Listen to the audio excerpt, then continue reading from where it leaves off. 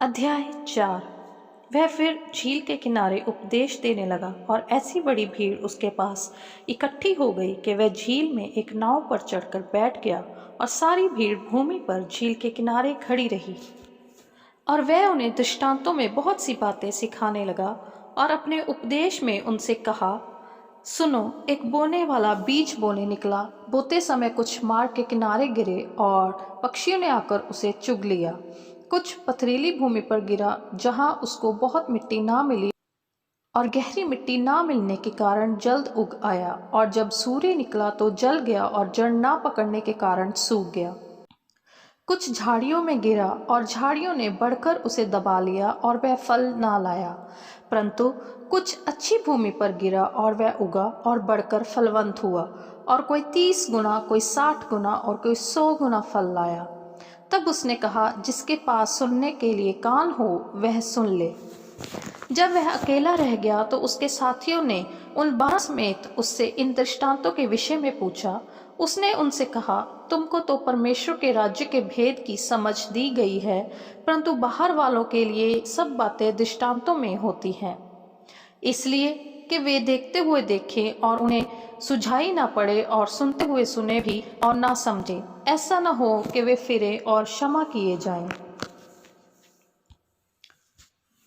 फिर उसने उनसे कहा, क्या तुम यह दृष्टांत नहीं समझते? तो फिर और सब दृष्टांतों को कैसे समझोगे? बोने वाला वचन बोता है जो मार्ग के किनारे के हैं, जहां वचन बोया जाता है। ये वह है कि जब उन्होंने सुना तो शैतान तुरंत आकर वचन को जो उनमें बोया गया था उठा ले जाता है। वैसे ही जो पथरीली भूमि पर बोए जाते हैं, ये वे हैं जो वचन को सुनकर तुरंत आनंद से ग्रहण तो कर लेते हैं, परंतु अपने भीतर जड़ ना रखने के कारण वे थोड़े ही दिनों के लिए रहते हैं। इसके बाद जब वचन के कारण उन पर क्लेश या उपद्रव होता है तो वे तुरंत ठोकर खाते हैं। जो झाड़ियों में बोए गए, ये वे हैं जिन्होंने वचन सुना और संसार की चिंता और धन का धोखा और अन्य वस्तुओं का लोभ उनमें समाकर वचन को दबा देता है और वह निष्फल रह जाता है। और जो अच्छी भूमि में बोए गए, वे ये हैं जो वचन सुनकर ग्रहण करते और फल लाते हैं, कोई 30 गुना, कोई 60 गुना और कोई 100 गुना।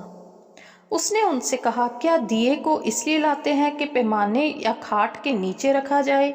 क्या इसलिए नहीं कि दीवट पर रखा जाए?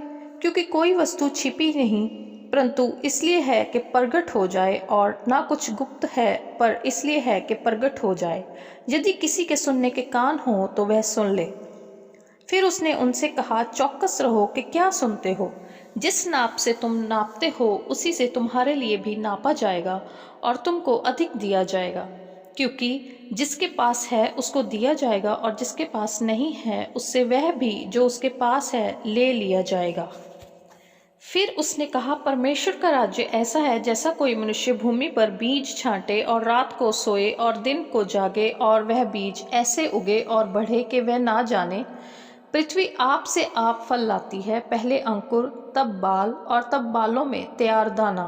परंतु जब दाना पक जाता है तब वह तुरंत हंसिया लगाता है, क्योंकि कटनी आ पहुंची है। फिर उसने कहा, हम परमेश्वर के राज्य की उपमा किससे दें और किस दृष्टांत से उसका वर्णन करें? वह राई के दाने के समान है। जब भूमि में बोया जाता है तो भूमि के सब बीजों से छोटा होता है, परंतु जब बोया गया तो उगकर सब साग पात से बड़ा हो जाता है, और उसकी ऐसी बड़ी डालियां निकलती हैं कि आकाश के पक्षी उसकी छाया में बसेरा करते हैं। वह उन्हें इस प्रकार के बहुत से दृष्टांत दे देकर उनकी समझ के अनुसार वचन सुनाता था, और बिना दृष्टांत कहे वह उनसे कुछ भी नहीं कहता था, परंतु एकांत में वह अपने निज चेलों को सब बातों का अर्थ बताता था। उसी दिन जब सांझ हुई तो उसने चेलों से कहा, आओ हम पार चले। और वे भीड़ को छोड़कर जैसा वह था वैसा ही उसे नाव पर साथ ले चले, और उसके साथ और भी नावें थी। तब बड़ी आंधी आई और लहरें नाव पर यहाँ तक लगीं कि वह पानी से भरी जाती थी, पर वह आप पिछले भाग में गद्दी पर सो रहा था।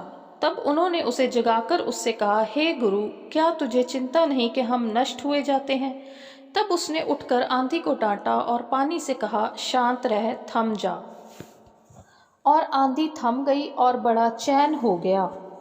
और उनसे कहा, तुम क्यों डरते हो? क्या तुम्हें अब तक विश्वास नहीं? वे बहुत ही डर गए और आपस में बोले, यह कौन है कि आंधी और पानी भी उसकी आज्ञा मानते हैं।